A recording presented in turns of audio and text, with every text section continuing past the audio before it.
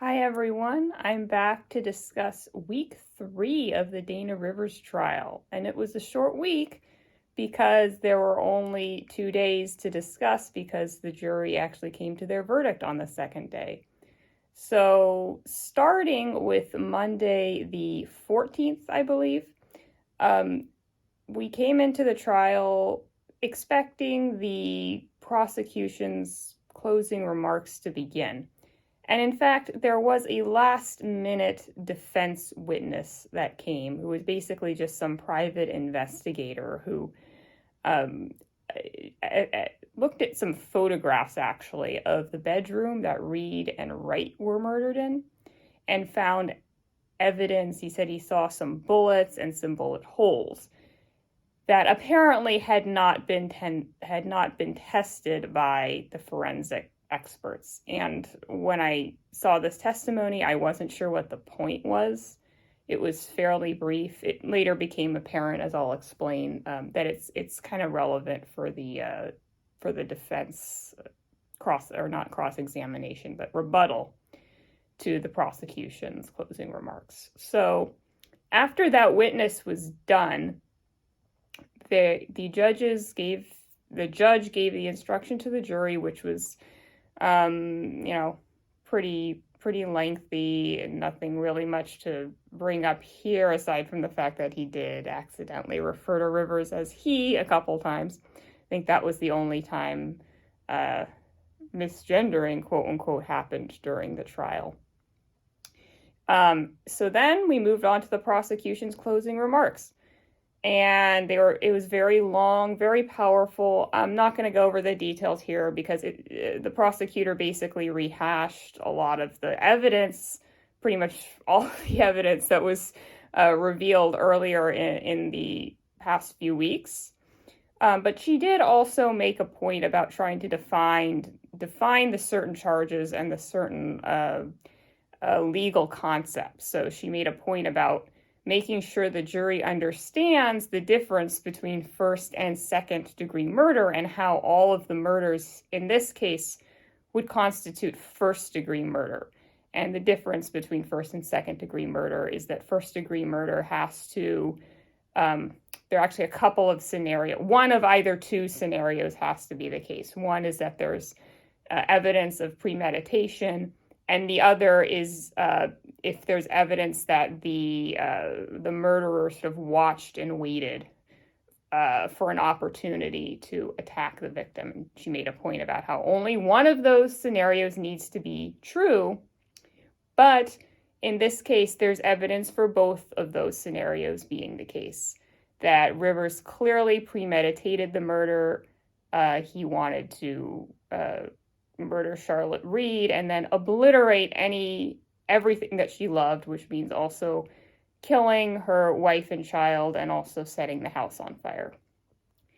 And also there is evidence for the washing and waiting around scenario, because Rivers was at the house and waited for the family to go to bed, waited till it was dark, and then decided to attack. So the prosecutor makes it very clear this was first-degree murder. She also brought up the point that she's not technically required to prove a motive because prosecutors, no one can really read the minds of the perpetrators, but she did say just, to add some evidence for the case that the motive in this case was what she was talking about before, about how Reed had a falling out with this motorcycle group, the Deviants, and Rivers was trying to kill her in retaliation, and that he was imitating the Hells Angels motorcycle gang. And so he kills her and he kills everything dear to her and destroys it, or that was his intention. The defense in her rebuttal to that says, well, she basically tries everything she can to poke as many holes as possible, which is hard to do because the evidence is so overwhelming in favor of guilt. But one thing she brings up is that she thinks that it's really stupid that, if you were trying to commit arson and burn the house down, why would you set the garage on fire? Why wouldn't you instead set the bedroom on fire, for example? Little things like that. And then that's when she brought up the sort of last minute witness that came up that morning, which is that she really tried to fault the prosecutor for not doing more to get the bullets and the bullet holes in the photograph tested forensically. She said that was a mistake on the part of the prosecutor. And then the prosecutor was allowed her final remarks. The prosecution has the burden of proof, so they're allowed to have final remarks. And she said, well, that was really kind of a personal attack of sorts, that that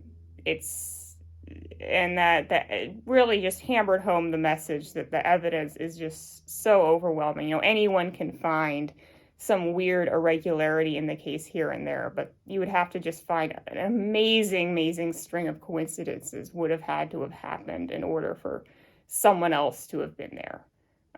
That was a point that the defense kept mentioning, that there was some mysterious third party that committed this murder that we haven't discovered, and Rivers just was there but didn't commit the murders. And the defense makes a point that's just, or the prosecution makes a point that there's just no evidence for that, and the much simpler explanation is that Rivers did it. So that was it for the closing statements. The next day, Tuesday, the jury began their deliberation. I was not there in the morning, but I came in the afternoon, and when I saw the jurors get out for their afternoon break, I also noticed the family of the victims that had been attending the trial. They had gone up to the third floor where the trial was, and they were with their lawyers and such. And so I suspected that they got the word that a verdict had been reached. And sure enough, it had. So we go back into the courtroom. The foreman gives the verdict to the judge, who then gives it to the clerk, and she announces the verdict, and she starts with Toto Diambu's murder, saying that Rivers was guilty of first-degree murder of Toto Diambu. And when that happened, I knew all the other murders were going to be the same conviction, and they were all 3 counts of first-degree murder, plus all these supplementary charges about use of a firearm, use of another sort of deadly weapon, etc. Plus, Rivers was convicted of arson. Plus, this was ruled to be a special circumstance, which I think is a fancy way of saying it was a mass killing, meaning that more than one person was murdered, and at least one of the murders was a first-degree murder. So, I'm relieved that that was the verdict.